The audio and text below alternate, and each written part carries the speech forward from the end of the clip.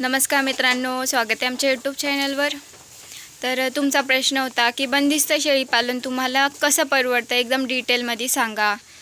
तर बंदिस्त शेळीपालन बघा, आता ते जे मोकळं शेळीपालन असतं त्याच्या पाठी तर एक माणूस आपल्याला पाहिजे असतो की शेळ्या चरायला सोडल्या तर त्यांच्या पाठी एक माणूस तर आपल्याला फ्री पाहिजेच, त्यांच्यावर लक्ष ठेवायला। असं तर नाही ना की आपण सोडून आलो आणि घरी येऊन आपलं काम करत बसलो, असं आपण करू शकत नाही त्यांच्या बाबतीत। तसं आहे आमच्या शेळ्या, तर मेन म्हणजे आम्ही जिथून शेळी आणली तिथं पण बंदिस्त शेळ्या होत्या आणि आम्ही इथं आणल्यापासून पण शेळ्या बंदिस्तच ठेवलेल्या आहेत आमच्या। म्हणजे असं नाही की लगेच बांधलेलं असतं, 3 ते 4 महिन्यापर्यंत करडं मोके असतात। आता ही तर आता 5-6 महिन्याची करडं आहे, ती अजून मोकीच आहेत। तर असं, आणि नंतर त्या अशा मोठ्या झाल्या की मग बांधून ठेवायला आम्ही सुरुवात करतो शेळ्यांना। आणि मग शेळ्यांना काय, आता सकाळी आतून बाहेर बांधायचं आणि खायला टाकायचं, पेंड वगैरे ते सकाळी टाकायचं। मग थोडंसं खायला टाकलं त्याच्यानंतर मम्मी घरात जाऊन घरातलं स्वयंपाक पाणी सगळं उरकू शकते। मग परत एकदा दुपारी आली, झाडलोट केलं किंवा संध्याकाळच्या टायमाला झाडलोट केली आणि एक टाईम आमचे फिक्स आहेत, त्या टायमामध्ये येऊन मम्मी खायला वगैरे सगळं टाकते।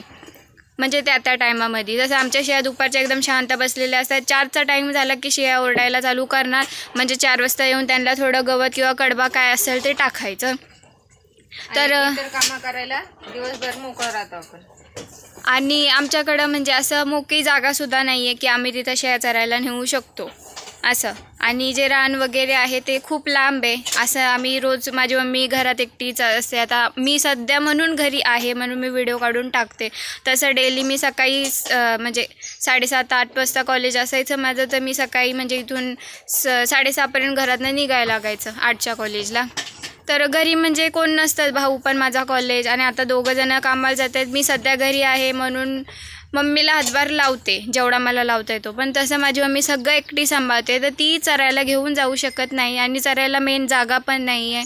तर आमचं, आणि आम्हाला परवडतं आहे चांगलं, आमचे म्हणजे घरचा चारा पण आहे आणि थोडासाच कडबा आम्ही विकत घेतला आहे, बाकी आमच्या वावरातच काढलेला भरपूर होता।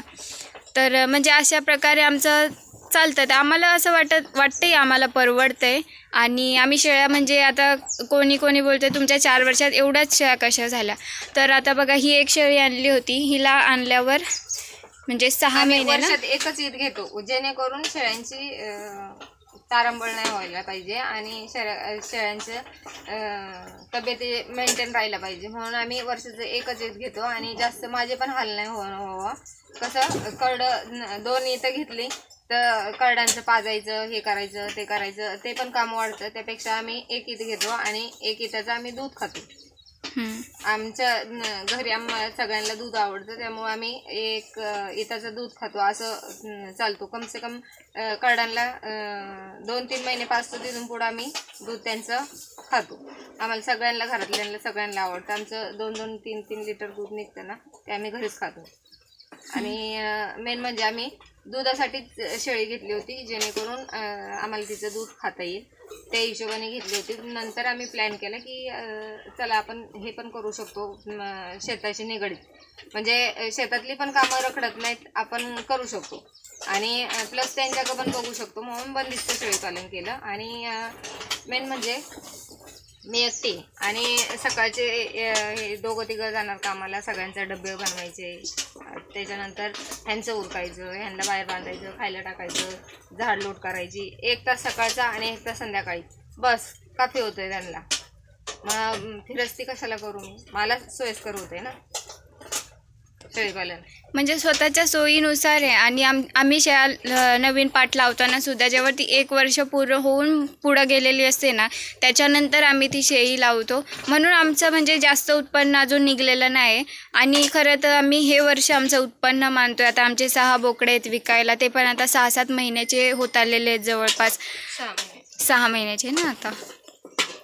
तर म्हणजे हे वर्षच आम्ही आमचं उत्पादन मानतो आहे, बाकी आम्ही पहिले तर त्यांच्यात मेहनतच करत होतो आणि आम्हाला परवडतं आहे। म्हणजे बघा, आता ज्याच्या सोयी, जे ते ज्याच्या त्याच्या सोयीनुसार समजतं, तसं आमच्या सोयीनुसार हे परवडतं आहे। कारण आमची मम्मी एकटी सगळं सांभाळते आणि आम्ही घरी असतो म्हणून आम्ही मदत करतो. जसं काल रविवारी पप्पा घरी होते तर भरपूर अशी पप्पांनी सुबाबळ, बांधावरचं गवत, तिकडून पडकातनं गवत भरपूर आणून ठेवलं होतं. मी दाखवलं व्हिडिओमध्ये. कसं आहे, मम्मीला इकडे तिकडे जास्त ताण नको व्हायला म्हणून पप्पा घरी असतात तेव्हा किंवा भाऊ घरी असला तर तो पण सुबाबी तोडून आणून ठेवतो मम्मीसाठी. तर म्हणजे आम्हाला जितका प्रयत्न करता येतो, मदत करता येतं. आम्ही चौघंजणं एकमेकांना मदत करूनच इथपर्यंत आलेलो आहे. तर म्हणजे हे असंच परवडते आम्हाला. आणि फिरस्ती शेळी पालन असतं तर मग मला शेतातली कामं करता नसते आली. शेतातली पण, घरातली पण कामं त्यांच्या टायमिंगवर त्यांना सोडायलाच लागलं असतं, त्यांच्या टायमिंगवर त्यांना आणायला लागलं असतं. मग शेतातली कामं कधी करायची? मग शेतातली पण कामं मी करते ना. आत्तापर्यंत असं की माणूस घेऊन मी करून घेतले असं नाही, मी स्वतः सगळं राबते. त्यामुळे मला हे शेळीपालन परवडतं बंदिस्त. म्हणजे ह्यांना कसं खायला टाकलं आणि माणूस आपल्या आपल्या कामात गेलं की संपला विषय.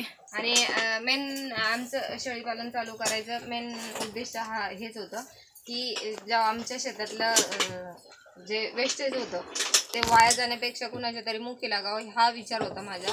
आणि आता कोण नेणार म्हणून म्हटलं चला आपण स्वतःच एक शेळी पाळू आणि स्वतःचं दूध पण होऊ शकतं. आणि म्हणजे एक मन रमवायला आवड म्हणून पण आणलं होतं, दुधासाठी पण आणली होती. आणि म्हणजे वेगवेगळ्या कारणांनी एक विचार केला की आपण हे करूया आणि त्याचं हे इतकं फळ आहे आता. तर ठीक आहे मित्रांनो. सोयाबीनचा भुसकाट पण आम्ही गोळा करतो, हरभऱ्याचा भुसकाट आता लोक पेटूनच देतात, मग आम्ही ते आणतो. त्यामुळं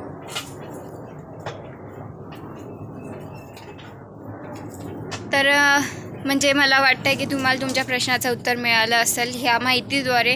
तसं मला नेमकं ह्याचं कसं एक्सप्लेन करावं हे मला समजलं नाही, पण ठीक आहे, मी जेवढं मला समजलं तितकं सांगण्याचा प्रयत्न केला. तर चॅनलला नवीन असाल तर चॅनलला सबस्क्राईब करा, छान छान कमेंट करत जा. खूप खूप धन्यवाद.